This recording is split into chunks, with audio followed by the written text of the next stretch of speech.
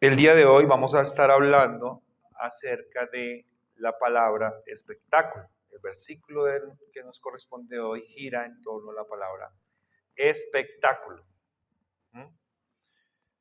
Cuando decimos esa palabra, pues nosotros inmediatamente, de forma instantánea, vamos a pensar en entretenimiento. Siempre nosotros estamos ávidos de entretenimiento. Es una parte integral de las necesidades que tiene el ser humano. Hoy en día las llaman esparcimiento y recomiendan de que uno pues debiera incluso apartar cierto rubro de sus ingresos para el esparcimiento y para la integración con la familia y bueno, de todas estas actividades que hacen parte pues de los tiempos de ocio. ¿Sí? Quiero comenzar con una frase que tengo por acá. Dice esta frase: es un mal persistente perseguir a un hombre que pertenece a la gracia de Dios, dijo el mártir San Cipriano de Cartago. Es una calamidad sin remedio odiar a los felices. El manejo que le vamos a dar hoy a esta palabra espectáculo pues va a ser un poco diferente a lo que nosotros pensamos espontáneamente, automáticamente cuando hablamos de ella. Y la vamos a estar trabajando. Entonces les voy a pedir que por favor lean conmigo el versículo que nos corresponde. Hebreos capítulo 10, versículo 33. ¿Lo tenemos? Léanlo conmigo. Dice: por una parte, ciertamente con vituperios y tribulaciones fuisteis hechos espectáculo, y por otra llegasteis a ser compañeros de los que estaban en una situación semejante. El título de nuestra enseñanza de hoy, hermanos, es ¿qué espectáculo? ¿Qué espectáculo? Entonces, la primera parte de nuestra enseñanza dice, por una parte, ciertamente con vituperios. El versículo que tenemos hoy enfrente, mis queridos hermanos, recordemos que es un aliento que está dando el autor a los creyentes que han sido sometidos a unas verdades bíblicas fuertes, unas verdades bíblicas imponentes, que pudieran tener un efecto de desánimo en el oyente. ¿Sí? Esto demuestra la prepotencia que nosotros tenemos como seres humanos. Cuando vemos que algo nos supera, cuando nos encontramos frente a desafíos que son mucho mayores que nuestras capacidades o nuestras posibilidades, nosotros nos tendemos a desplomar, ¿sí? A desanimar. Entonces el autor está dando una palabra de ánimo aquí a los oyentes frente a la enseñanza que él dio previamente del juicio de Dios, donde habló pues de ese juicio fuerte, impostergable, inédito, ¿sí? Y que los creyentes vamos a tener también que enfrentar, ¿sí? Cosa que no nos gusta, cosa que nosotros no queremos oír. Entonces, como palabra de ánimo, el autor va a utilizar el versículo 32, donde les va a recordar a los creyentes que están escuchando esta carta y que están escuchando esta proclamación del juicio de Dios, les va a decir que traigan a memoria, que recuerden las circunstancias difíciles, las circunstancias complejas, las situaciones de abatimiento que ellos como creyentes han tenido que vivir durante su vida y paradójicamente eso los va a animar. La semana pasada hablamos de eso, ¿sí? Que a veces cuando nosotros pensamos en cómo Dios nos ha ayudado en el pasado, cómo Dios nos ha sostenido, cómo Dios nos ha sustentado, eso se convierte en salvavidas para las circunstancias que estamos viviendo en el hoy, ¿sí? En el ahora, en este momento. Porque la tendencia nuestra pecaminosa es a pensar que después de esta no hay otra más difícil, ¿sí? Que esta es la última y que esta ya es insuperable. Es lo que nosotros tendemos a pensar y a decirle a los que nos rodean. Pero en el pasado pensamos lo mismo. Y aunque pensamos eso, Dios nos ayudó y pudimos salir de diferentes situaciones. La mayor ayuda que Dios nos ha dado a nosotros es darnos el Espíritu Santo, darnos la iluminación del Espíritu Santo y permitirnos, con ese entendimiento del Espíritu Santo, superar diversas adversidades que como creyentes nos son inherentes, ¿sí? Como creyentes nosotros tenemos unas circunstancias que enfrentar que solo enfrentan los creyentes, ¿sí? A ninguna otra persona se le entrega este tipo de situaciones o de luchas, sino solamente a los hijos de Dios. Y sobre esas luchas que deben enfrentar los creyentes es que vamos a hablar el día de hoy. Sobre esas luchas que enfrentan los hijos de Dios, que está diciéndole el autor a los creyentes que lo recuerden que ha pasado, es que vamos a estar hablando hoy. Entonces, el primer punto de nuestra enseñanza es con vituperios. ¿Qué espectáculo? Con vituperios. Dice, por una parte, ciertamente con vituperios. Entonces, en el versículo 32 decía que había sostenido los creyentes un gran combate de padecimientos, ¿cierto? Y lo que nos va a decir acá en el 33 es que ese combate, esos padecimientos, una parte de esos padecimientos tenía que ver con vituperios. ¿Con qué? A ver, los niños, ¿con qué? Vituperios. ¿Y qué es eso? ¿Qué es un vituperio? ¿Alguien sabe?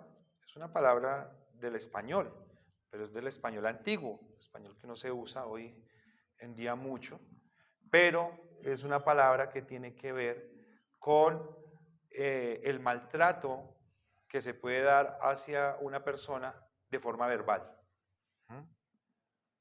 Eso es, ¿sí? Maltrato verbal. ¿Sí? Es una forma de desacreditar a alguien con palabras, básicamente. Y esto es muy interesante que nosotros lo analicemos hoy, ¿sí? Que nosotros pensemos hoy en esto, porque cuando nosotros hablamos, probablemente pudiéramos hablar de chisme, ¿sí?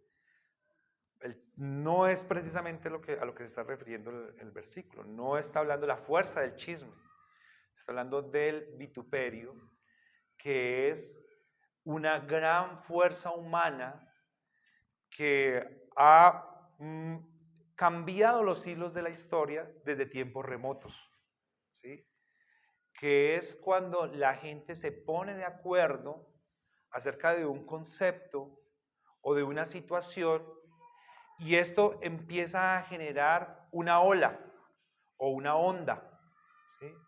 Pero una onda que empieza a arrastrar a otros que se van adhiriendo, muchas veces sin mucho conocimiento de la causa, ¿sí? Y esto es interesante porque esto ya tiene que ver con la psicología de las masas. Yo les conté a ustedes y les volveré a recordar hoy un experimento que vi que estaban haciendo en una calle. Y en esa calle se pararon aproximadamente unas 10 personas, empezaron a mirar hacia la copa de un árbol y empezaron a decir, ahí está, sí, miren, ahí se movió, sí, lo ven, sí, miren, ay, sí, es como verdecita, es no sé qué. Pero todos ellos eran actores, todos ellos se habían puesto de acuerdo para ese ejercicio. Y cuando venía una persona caminando desprevenida, entonces se quedaba mirando qué era lo que la gente estaba viendo allá y lo que la gente veía. Entonces lo tenían ahí unos minuticos y después alguno lo cogía del hombro y le decía, ¿está allá? ¿Sí lo ve? No, no veo. ¿Sí lo ve? Mire, mire, sí, ahí se mueve. Ah, sí, sí. Ay, sí, ahí está. Ah, sí, es una serpiente. Sí, sí, sí, es una serpiente. Pero no había nada. No había nada. Entonces, ha sido una fuerza impresionante que se ha visto en la humanidad desde tiempos remotos, y es que a veces sale a circular un concepto, ¿sí? Sale a circular una información, ¿sí? Y se hace realidad algo que nosotros hoy en día hemos escuchado, y es que una mentira que se repite muchas veces se termina convirtiendo en una verdad, ¿sí? Solamente por el hecho de que muchas personas lo digan, solamente por el hecho de que la mayoría diga estar de acuerdo y apreciarlo de esa manera, pues muchos de nosotros tenemos la tendencia a no hacer una mayor investigación, a no hacer una profundización sobre el asunto, sino nosotros, bueno, debe ser, ¿sí? Y lo aceptamos. Esa ha sido una realidad de la vida, pero ha sido una realidad, mis queridos hermanos, que ha jugado en contra de los creyentes, ¿sí? Ha jugado en contra del pueblo de Dios desde tiempos remotos, desde tiempos muy antiguos. Ha sido algo lo que se ha tenido que enfrentar el pueblo de Dios con respecto al vituperio, ¿sí? El vituperio es hablar mal, ¿sí? Es desacreditar, censurar, desaprobar, ¿sí? Despreciar algo. Y pues los creyentes han tenido que sufrir desprecio, descrédito desde mucho tiempo. O sea, la Biblia nos habla a nosotros desde el momento en el que Adán y Eva pecaron, pues tuvieron que ser desaprobados por Dios directamente.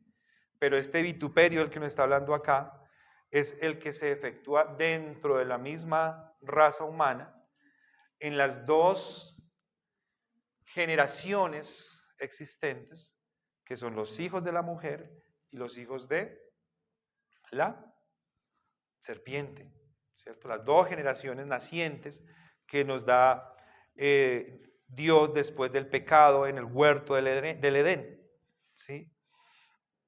Entonces aquí lo que está diciendo el autor es, ustedes han sido despojados de su dignidad con palabras. ¿Sí? Les está diciendo a estos creyentes del primer siglo. ¿Sí? A ustedes los han vilipendiado, ustedes han estado en lengua de todo el mundo, ¿sí? A ustedes los han tratado de lo peor. Y eso ustedes los tiene que animar. ¿Cómo les parece ese ánimo que les da el autor a los creyentes? Esa es una razón para que ustedes se sientan animados. Pero en realidad es una razón. Porque él les está hablando del pasado, les está diciendo, ustedes superaron esa situación, ustedes superaron esas circunstancias, ustedes se mantuvieron fieles a Cristo, a pesar de haber sido sometidos a ese fuego tan duro que es el de las palabras y el del descrédito y del maltrato. Eso no es sencillo, hermanos. ¿Sí? Eso no es sencillo. Hoy en día, que vivimos en una sociedad materialista, que vivimos en una sociedad que todo lo traspasa por el filtro de lo físico, ¿cierto? Donde poco se habla ya ni siquiera, antes cuando hablaba de metafísica y de los temas metafísicos, era condenable y se decía que pues, era pecado y que estaban entrando en materias de ocultismo, pero ya hoy en día ni siquiera de esas cosas mucha gente quiere hablar, ¿sí? Ya es una cosa que nos estamos despojando de todo lo que tenga que ver con la espiritualidad, con el ser intangible, y todo lo estamos filtrando por lo material. Y estamos llegando pues a un punto peligroso, ¿sí? A un punto que no nos permite a nosotros avanzar como seres pensantes, como seres que pueden desarrollar a partir del pensamiento, ¿sí? Solamente nos estamos volviendo un prototipo de seres consumistas, que vivimos para consumir, que existimos para comprar y nada más. Entonces, cuando nosotros vemos que se habla de vituperio, nosotros pensamos que no es tan importante que se hable de alguien. Pero cuando nosotros pensamos en esta sociedad en la que nosotros estamos inmersos, que es una sociedad que vive para el qué dirán, ¿sí? Porque muchas veces yo no quiero cambiar el carro porque mi carro me disguste o porque mi carro me parezca feo, sino porque yo veo el del lado que está más bonito, ¿sí? Cuando yo voy y veo que el carro del que me pasó pues anda más rápido, entonces ya veo que el mío no está tan chévere, ¿cierto? Entonces nosotros nos damos cuenta de que realmente nosotros vivimos en una sociedad donde el qué dirán y sí importa. Dice, a mí no me importa el qué dirán, pero sí importa. ¿Sí? La forma como nos vestimos hoy, la forma como nos organizamos para venir acá, tiene que ver, ¿cierto? No venimos a la iglesia de cualquier manera, estamos pensando en con quién nos vamos a encontrar, en lo que vamos a hacer, y dependiendo de eso, nosotros nos organizamos. O sea, sí tiene que ver para nosotros el qué dirán, ¿sí? Sí tiene que ver las perspectivas, los proyectos que nosotros tenemos para el futuro. Nosotros las proyectamos pensando en qué lugar nosotros queremos ocupar en la sociedad en la que nosotros hemos sido puestos y en cómo quisiéramos nosotros manejarnos en ese entorno. Nos importa el que dirán, ¿sí? Nos importa el aprecio que otros tienen de nosotros. Nos importa la forma como otros nos pueden ver, nos importa, ¿sí? Y pues claramente eso se va a determinar, se va a determinar claramente de acuerdo a cómo hablen de nosotros, ¿cierto? O sea, como que se materializa a través de las palabras. Entonces, el autor les está diciendo, piensen ustedes, ¿cuál fue la fuente del valor que tuvo un creyente en el primer siglo para enfrentar el descrédito verbal de sus semejantes? ¿Sí? Como una persona en el primer siglo, donde hacerse cristiano era hacerse un traidor, ¿sí? Un traidor de la nación, políticamente hablando, un traidor religioso, que era lo que más les importaba a ellos, un traidor de su familia, un traidor en todos los aspectos. ¿Cómo una persona podía asumir ese reto? ¿Cómo una persona podía tomar esa decisión? ¿Sí? Y decir, voy a estar en boca de todo el mundo va a hablar de mí, pero no me importa, ¿sí? Yo asumo ese reto.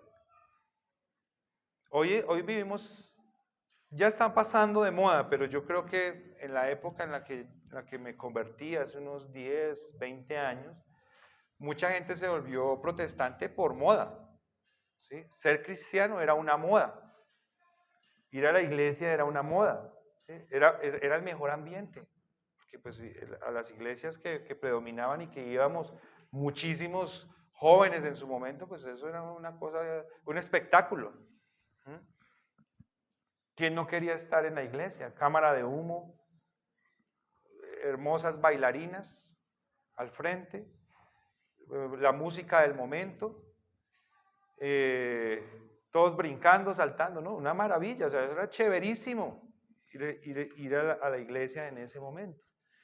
Pero en el primer siglo era todo lo contrario. Era estar expuestos a una censura continua, pero a pesar de eso ellos habían tomado esa decisión, se pusieron a prueba y lo hicieron y lo lograron. Pero ahora estaban desanimados, ¿sí? Ahora estaban pensando en que probablemente no había valido mucho la pena. Entonces él les está diciendo, ¿cuál era el valor o la fuente del valor que les permitía a ustedes enfrentar esas situaciones? Les quiero contar que hace como unos 2 meses me llamó mucho la atención porque me subí a un Transmilenio y en él había un señor que estaba pues vestido como con un uniforme, tenía como unas boticas, un overol. No sé, era tarde, yo creo que ya venía de su trabajo, pero él estaba sentado en el Transmilenio y estaba con su Biblia y estaba leyendo su Biblia. Y miraba pues hacia los lados. Sí, la gente pues lo veía así como una cosa distinta, ¿no? Algo raro. Pero él estaba leyendo su Biblia, lo veía yo ahí concentrado, leyendo las Sagradas Escrituras, leyendo la palabra de Dios. Y pensaba dentro de mí, él no sabía que entre esa gente que lo estaba viendo había alguien que también era creyente. Y probablemente yo no sabía, o yo no sé, yo no supe nunca si de pronto entre esos otros que habían otros también que van a la iglesia, que leen las escrituras y que aprecian lo que él estaba haciendo. ¿Sí? Yo no lo sé, Dios lo sabe. Pero yo pensaba, qué valentía la de este hombre, qué valentía que nosotros no tenemos. No la tenemos, hermanos, porque yo les pregunto a los niños que están acá, ¿a quién de ustedes les da pena sacar un celular a la hora del recreo? Si lo pudieran tener. Probablemente a ninguno. Pero ¿quién saca una Biblia al recreo a decir, es que no he hecho mi devocional?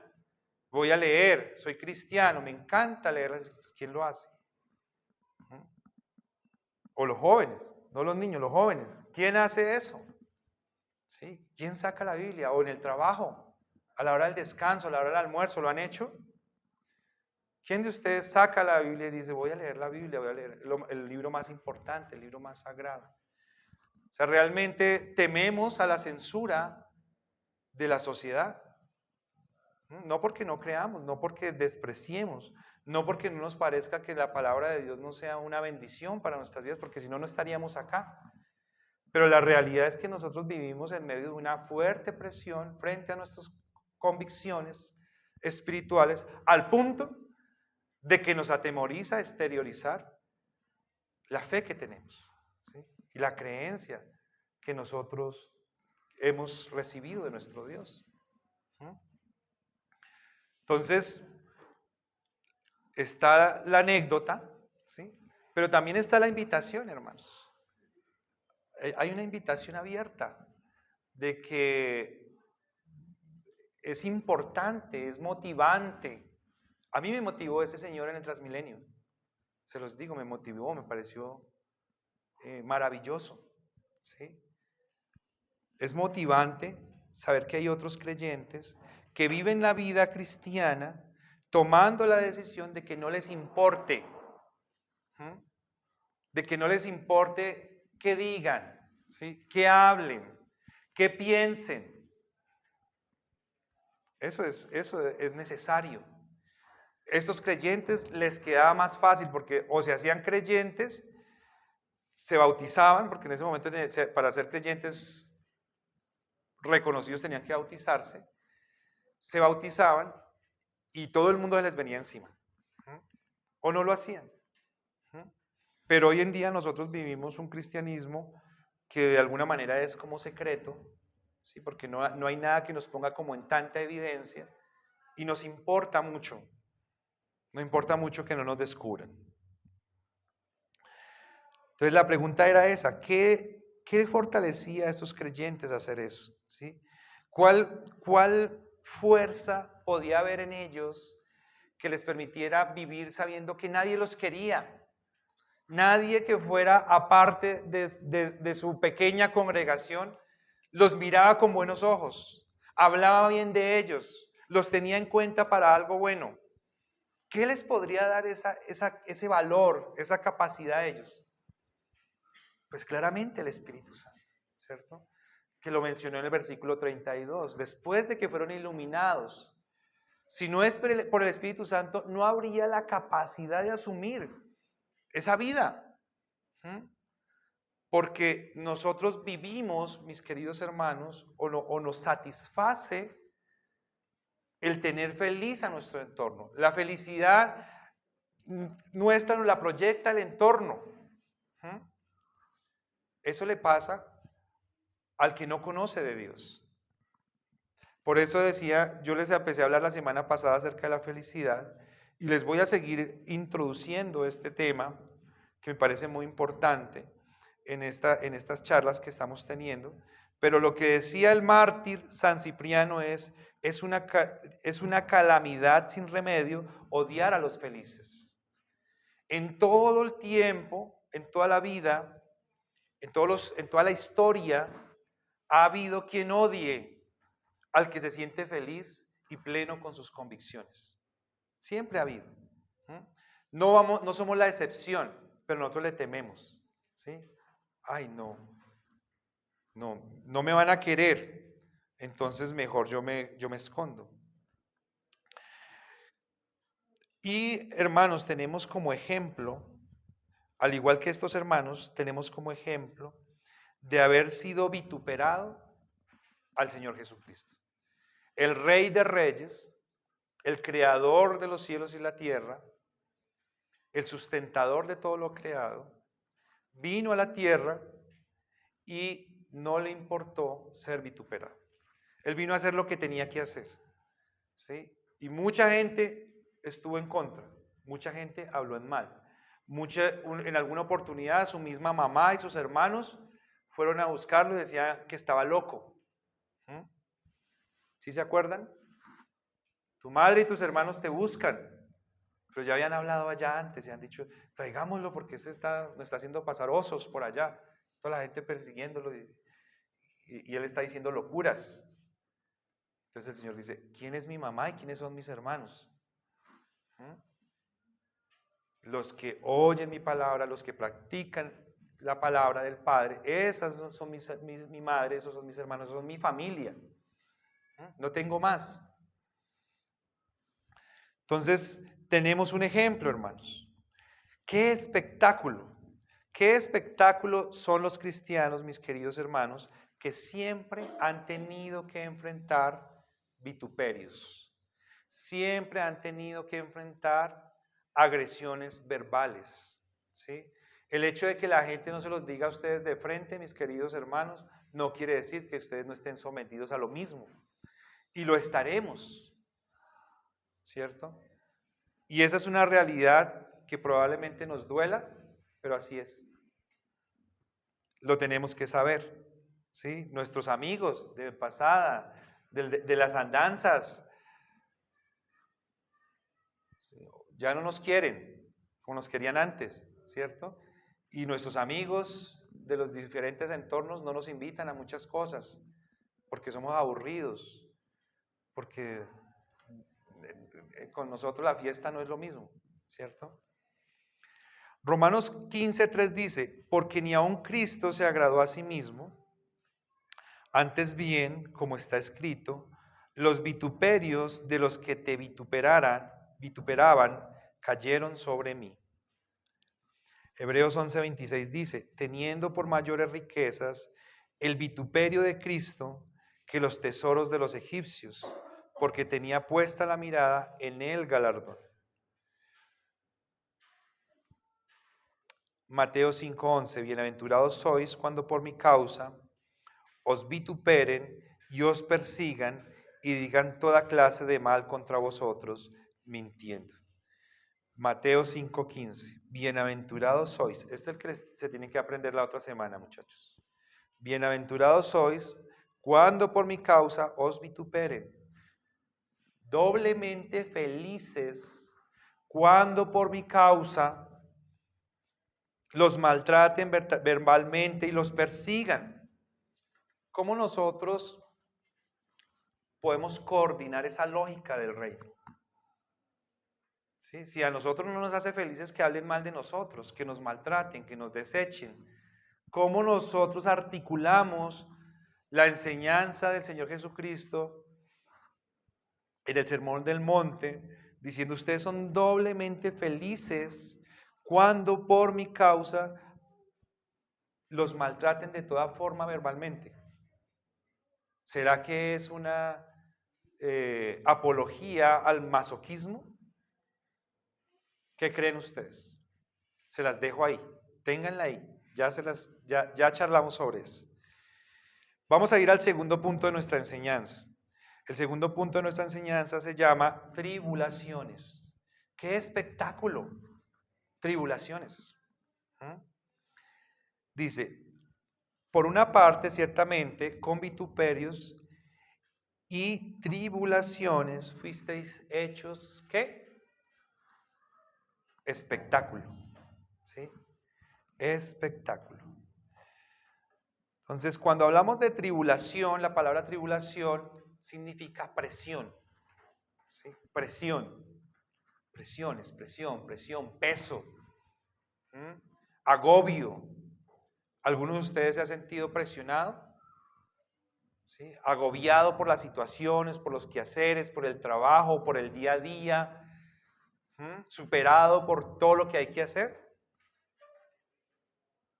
Probablemente este tema nos pega más a nosotros que estamos acá en la ciudad, que la misma predicación la esté haciendo un pastor en un pueblo aledaño de nuestro país, porque las presiones a las que estamos sometidos, aquellos que vivimos en la ciudad, son muy altas y mayores a las que están las personas en las poblaciones, en la periferia, ¿sí? Presiones autoimpuestas, ¿no?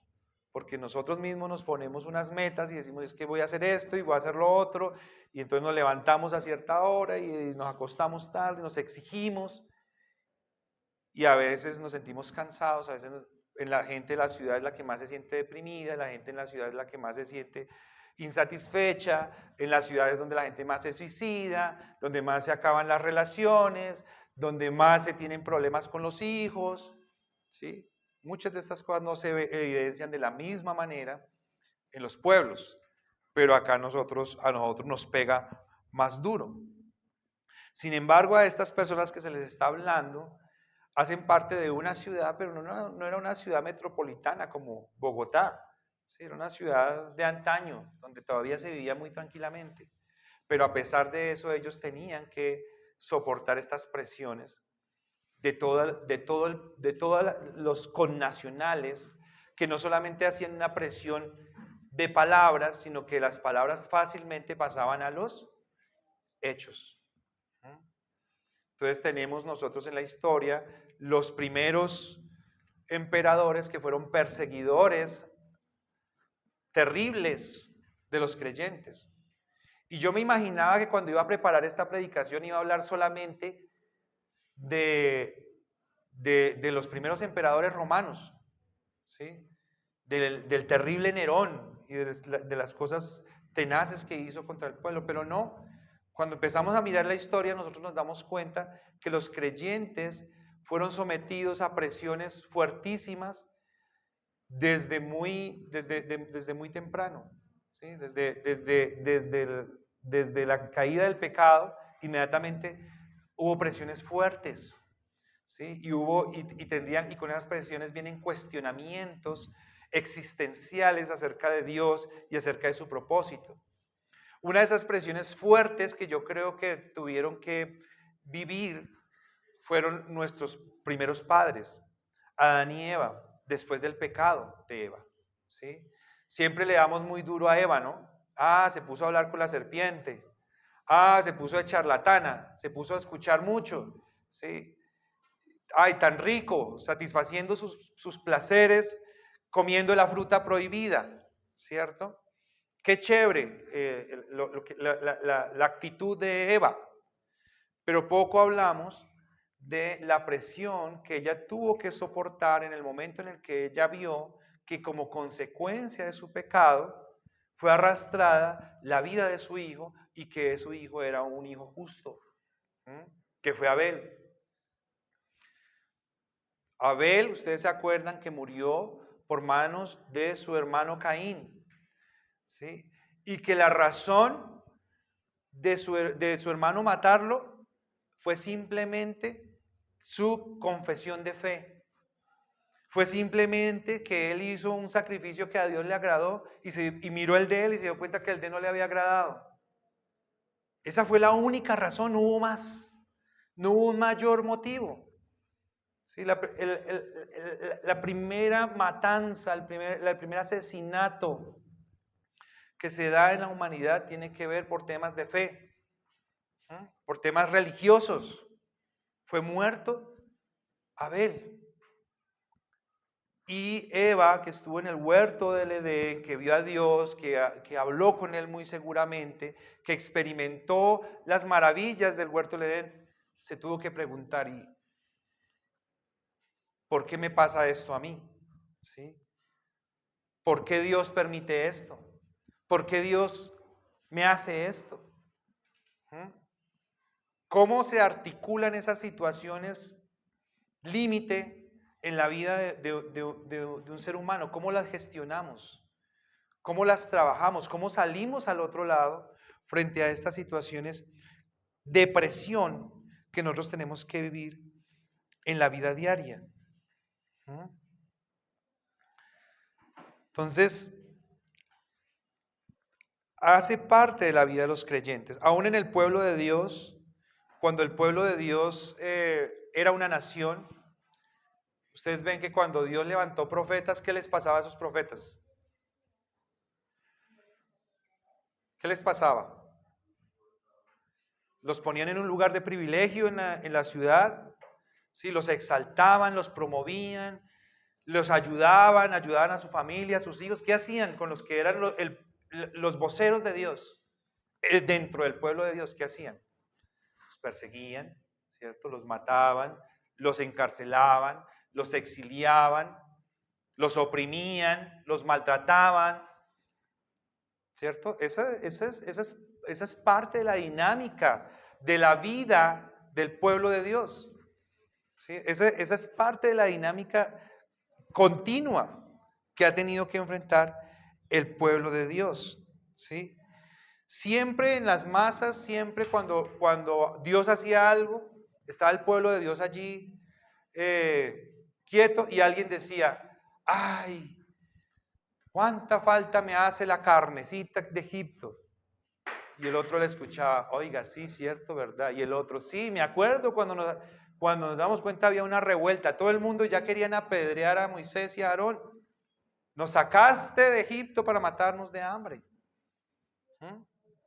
Rapidito corría la queja como fuego entre la paja.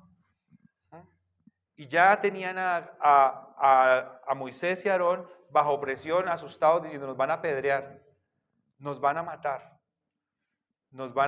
algo nos van a hacer. ¿Mm? Tenían que correr a Dios a pedirle ayuda.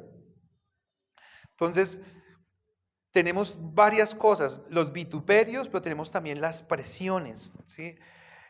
El pueblo de Dios, mis queridos hermanos, está sometido a presiones. Y el ejemplo que yo les ponía a ustedes acerca de la Biblia es porque es un ejemplo tácito que nos muestra a nosotros esa presión que nosotros decimos que no hay, porque nosotros decimos, tenemos libertad de culto en Colombia. Acá se puede pensar lo que quiere, se puede creer lo que quiera, ¿sí?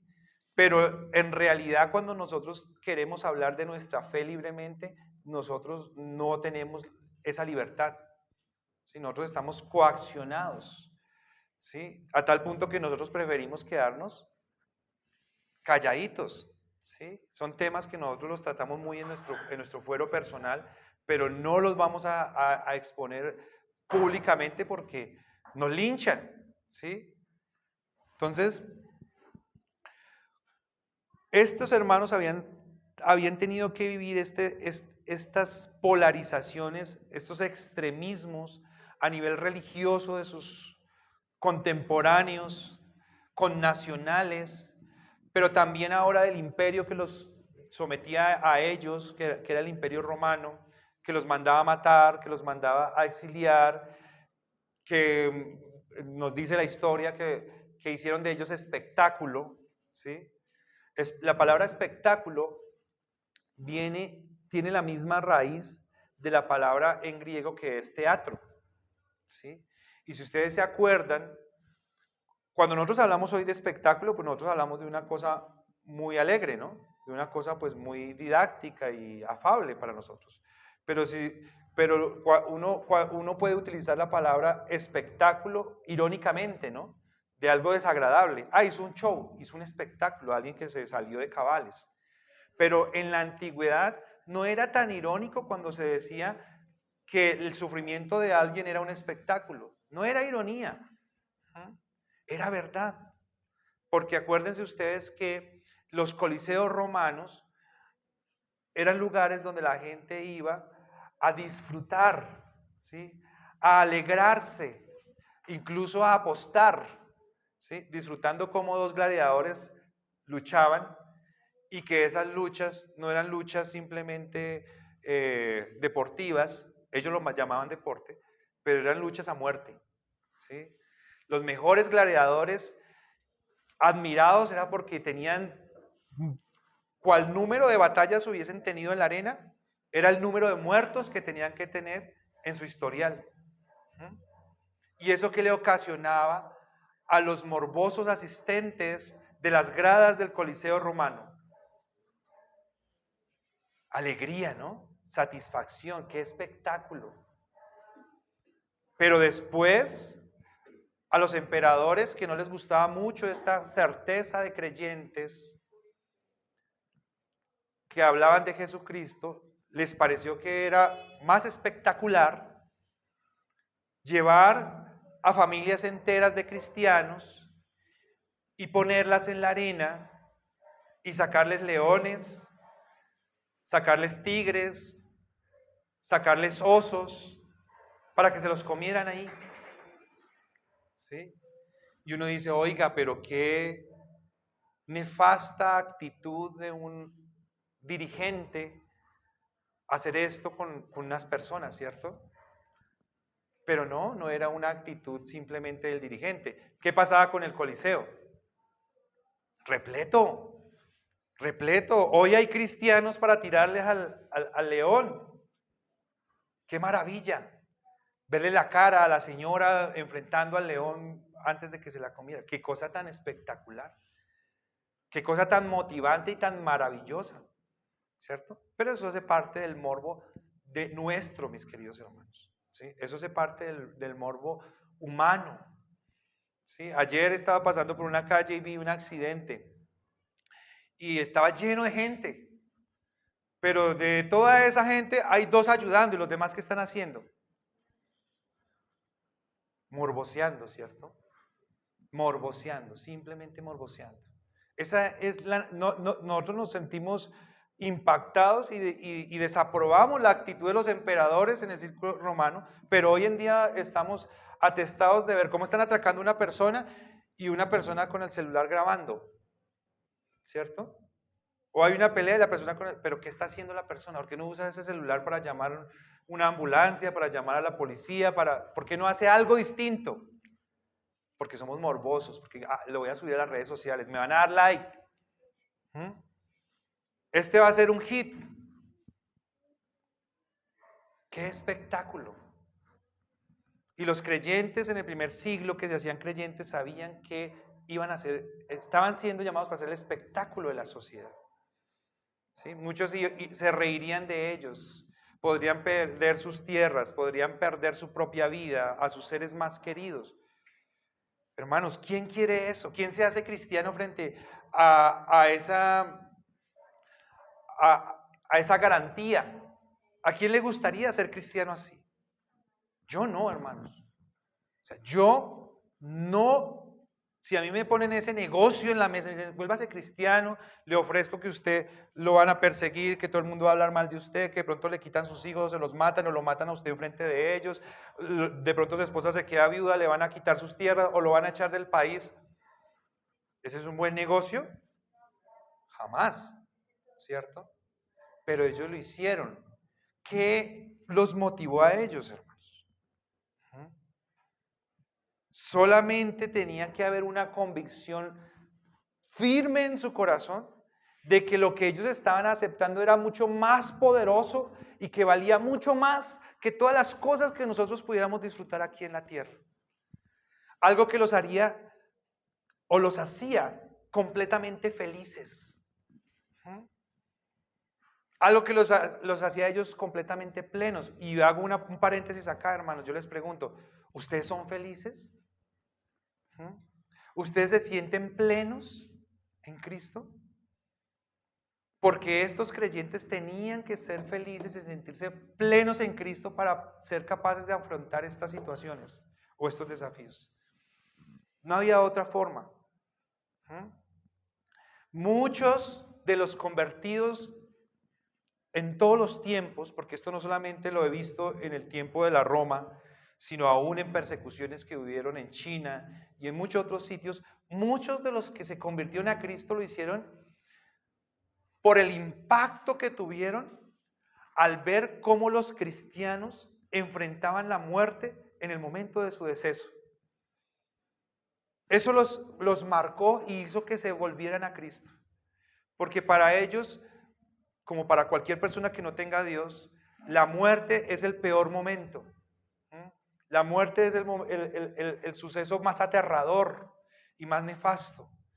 Pero para muchos era una gran sorpresa que cuando a muchos de estos cristianos los estaban matando o los estaban por acribillar o les estaban por quitarle la cabeza, ellos estaban sonriendo y estaban pensando en que había terminado este lapsus temporal, ¿sí? Efímero, corto, minúsculo, pero que se acercaba el momento más importante y glorioso de sus vidas, que era el poder estar cerca a su Señor y Salvador. Para una persona que no tenga la fe, no sería posible poder entender cómo alguien va a enfrentar la muerte feliz, alegre, gozoso, con gallardía, ¿sí?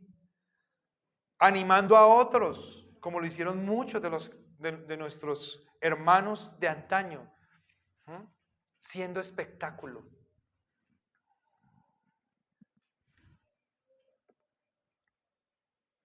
La pregunta que yo quisiera también hacerles, hermanos, hoy es, ¿y nosotros estamos dispuestos a hacer espectáculo como cristianos?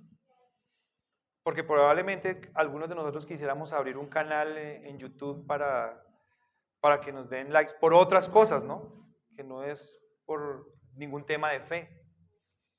Pero nosotros estamos dispuestos, hermanos, a que nuestras vidas sean conocidas y que sean un espectáculo para otros a causa de nuestra fe.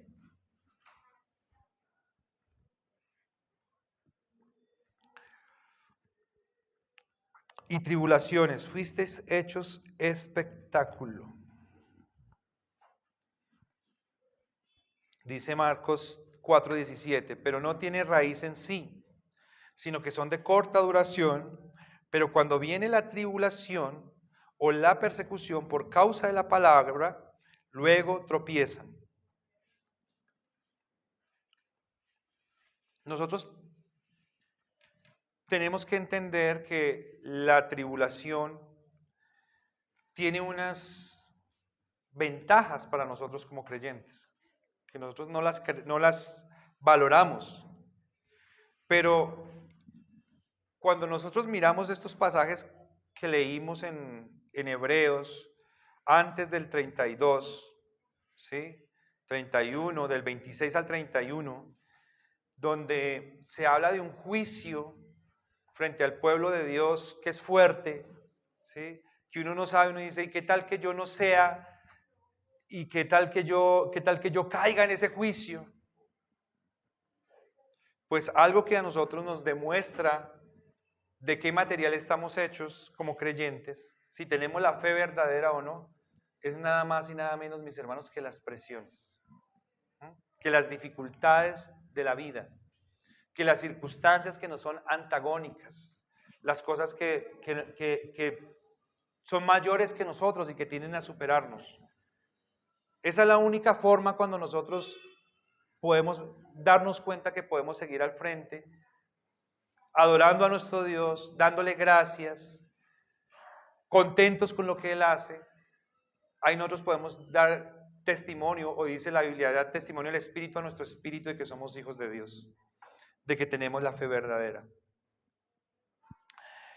Dice Hechos 14:22, confirmando los ánimos de los discípulos, exhortándoles a que permaneciesen en la fe y diciéndoles, es necesario que a través de muchas tribulaciones entremos al reino de los cielos. Y Romanos 2:9 dice, tribulación y angustia, sobre todo ser que hace lo malo, el judío primeramente y también el griego. El libro de Romanos, hermanos, nos muestra cómo el hombre se pervierte sin Dios, cómo el hombre termina adorando todo otro tipo de cosas que no es Dios, porque somos adoradores por excelencia o adoradores eh, naturales, ¿cierto? Por naturaleza nosotros adoramos. Si no adoramos a Dios, pues algo adoramos. ¿Sí? Algunos adoran los equipos de fútbol, algunos terminan adorando personas de la farándula o grupos de música, pero algo se termina adorando porque somos adoradores innatos. Entonces,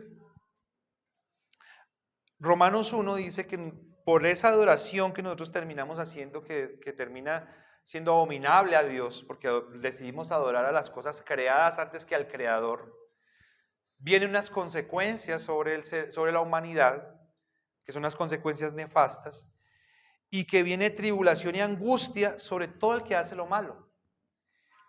Y acá es importante que nosotros digamos esto, porque cuando nosotros pensamos que ser cristianos nos va a traer aflicción y que ser cristiano nos va a traer a nosotros deshonra, descrédito, angustia, pues que no vale la pena ser cristiano, pues es que la realidad es que si usted no es cristiano y si usted vive lejos y separado de Dios, pues también esa lejanía de Dios le va a traer tribulación y le va a traer angustia.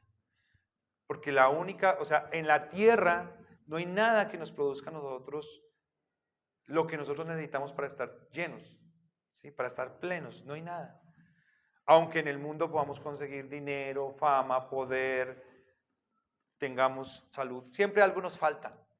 ¿Sí? Usted hace una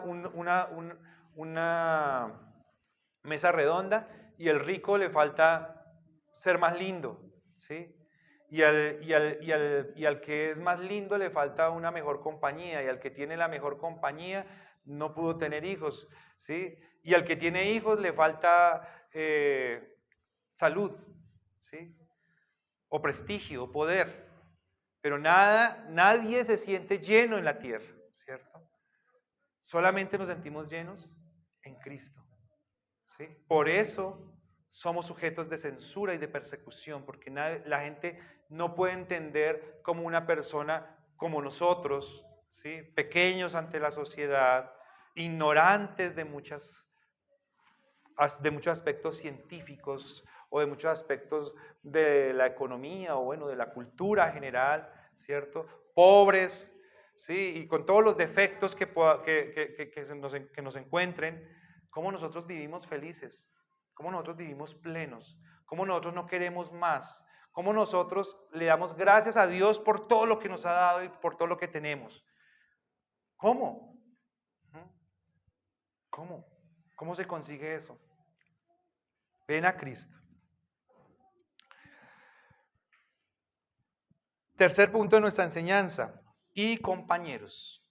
¿Qué espectáculo con vituperios, tribulaciones y compañeros? ¿Qué espectáculo es el pueblo de Dios? ¿Qué espectáculo es el pueblo cristiano en las naciones en todos los tiempos?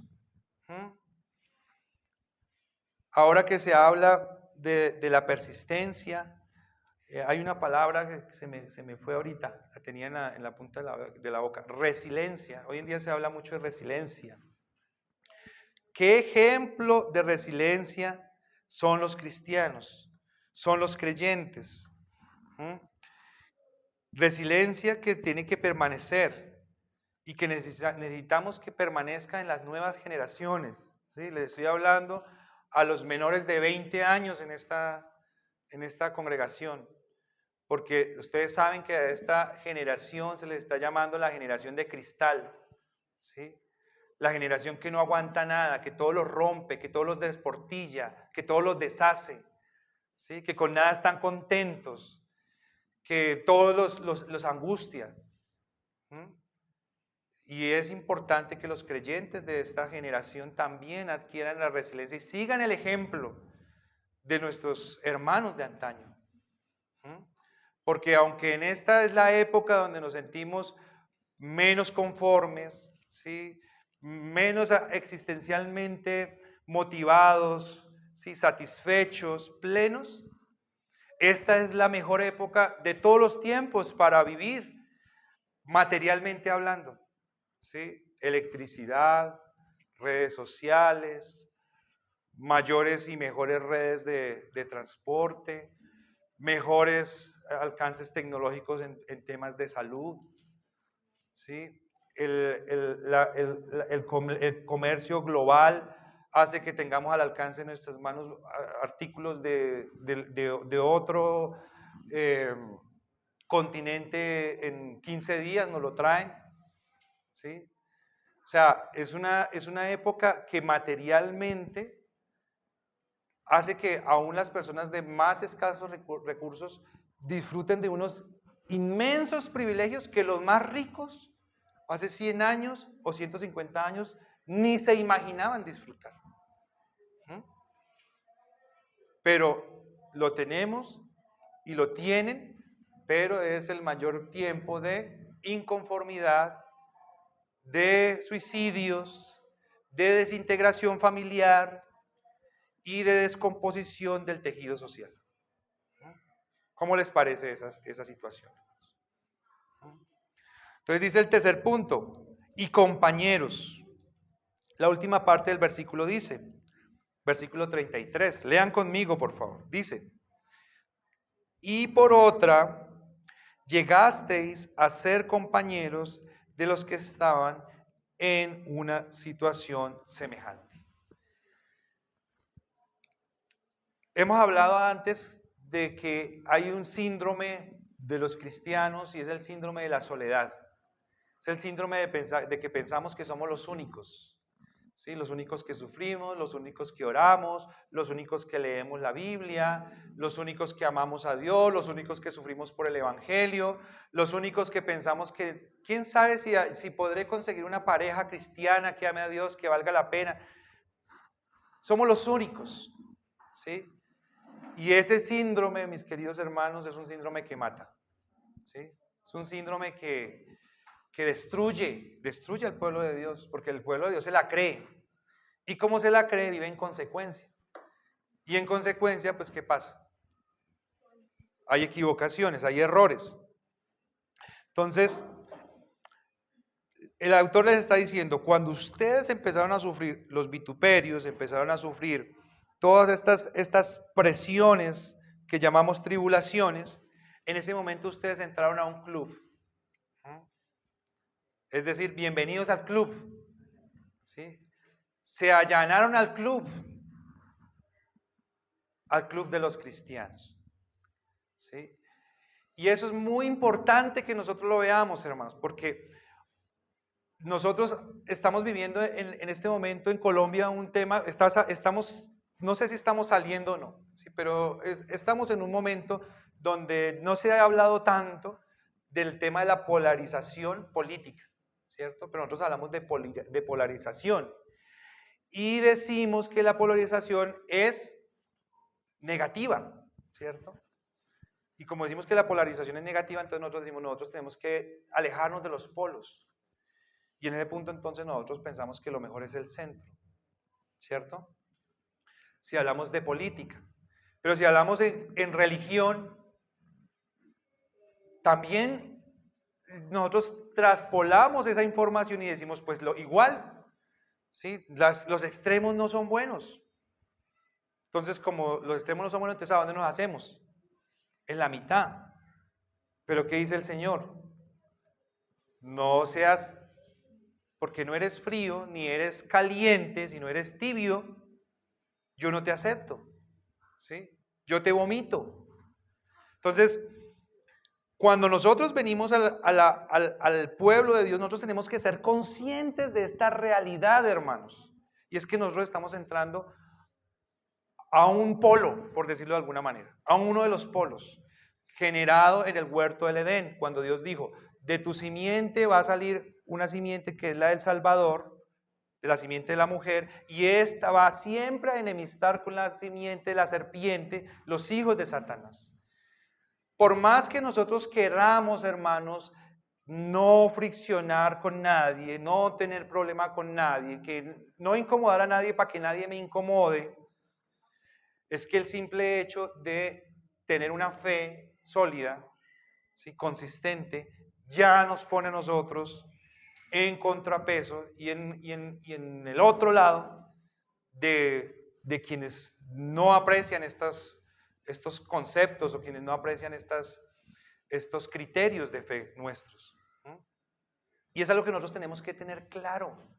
Sí, el Señor Jesús lo dijo, si esto hacen con el leño que está verde, ¿qué no van a hacer con el seco? ¿Qué no va a pasar con los que vienen después de mí?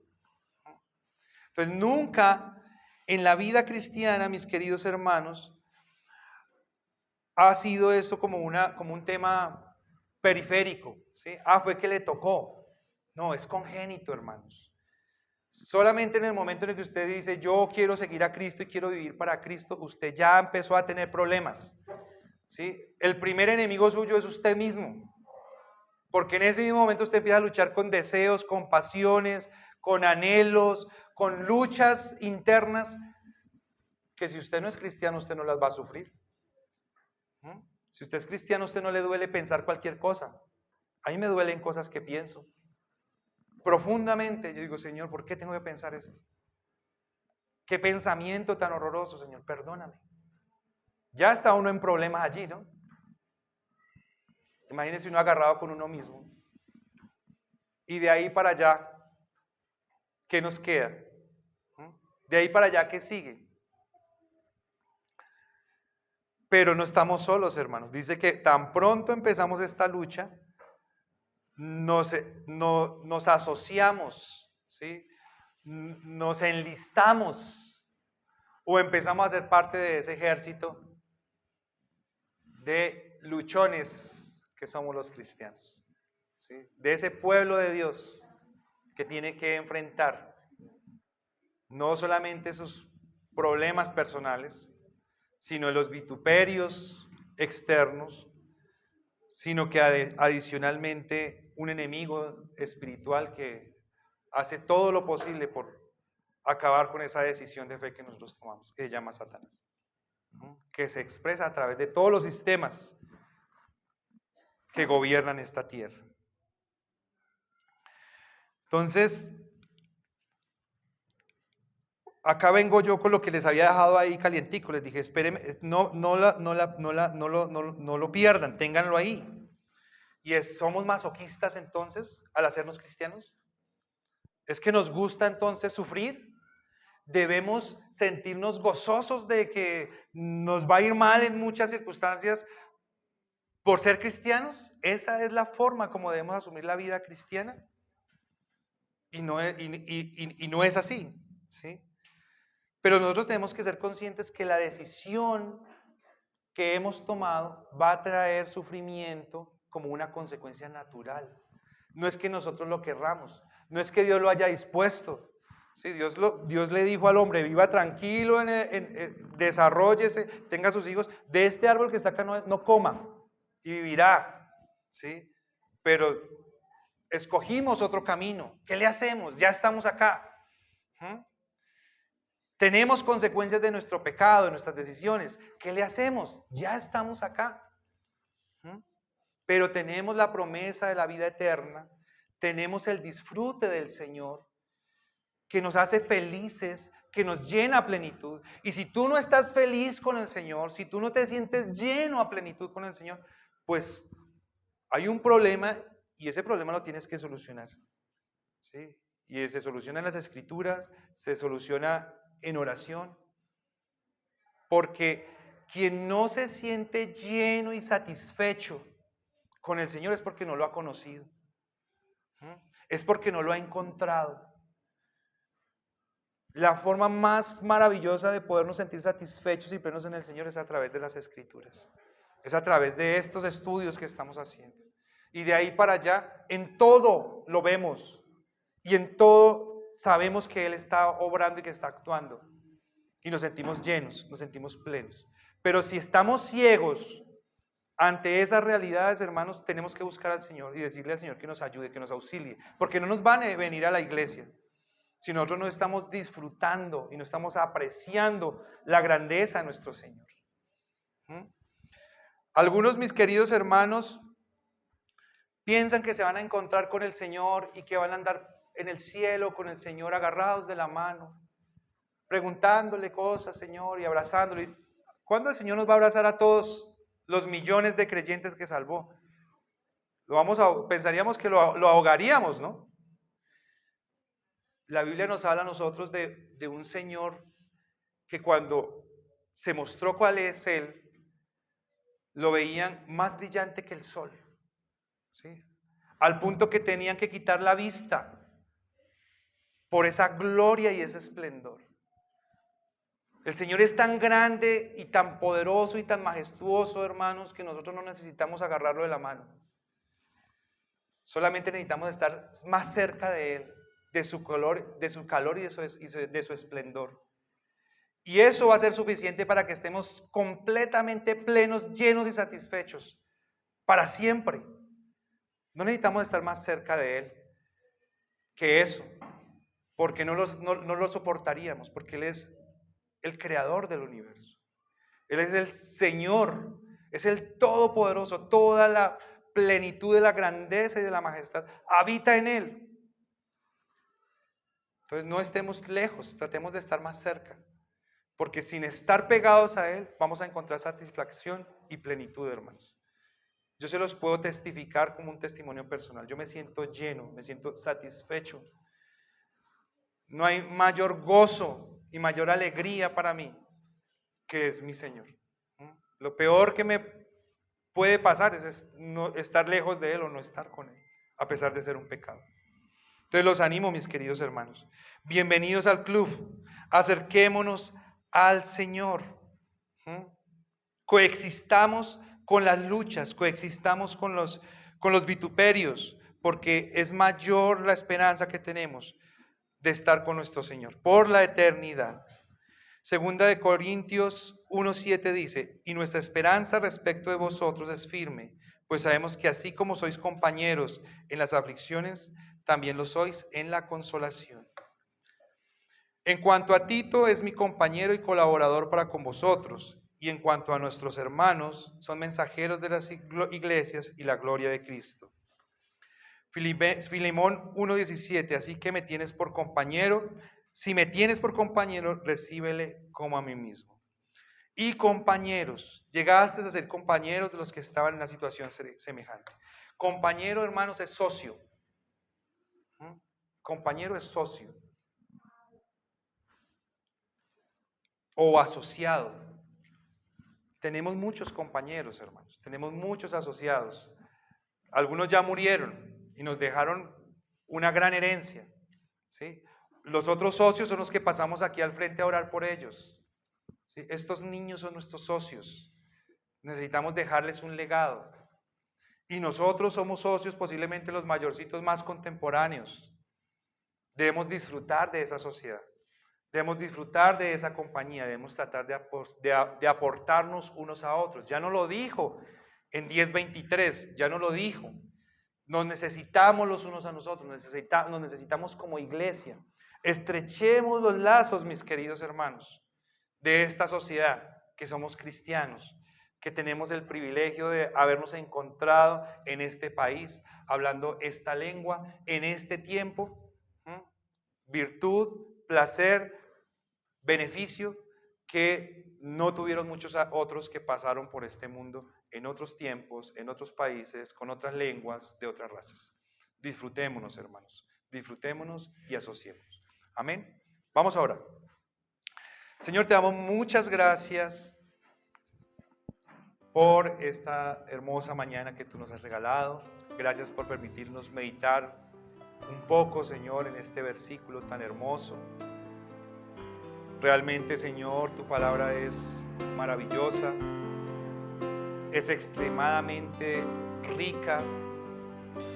Pudiéramos pasar mucho más tiempo, Señor, hablando de uno solo de estos versículos y tendríamos material, Señor, para hablar y hablar y hablar.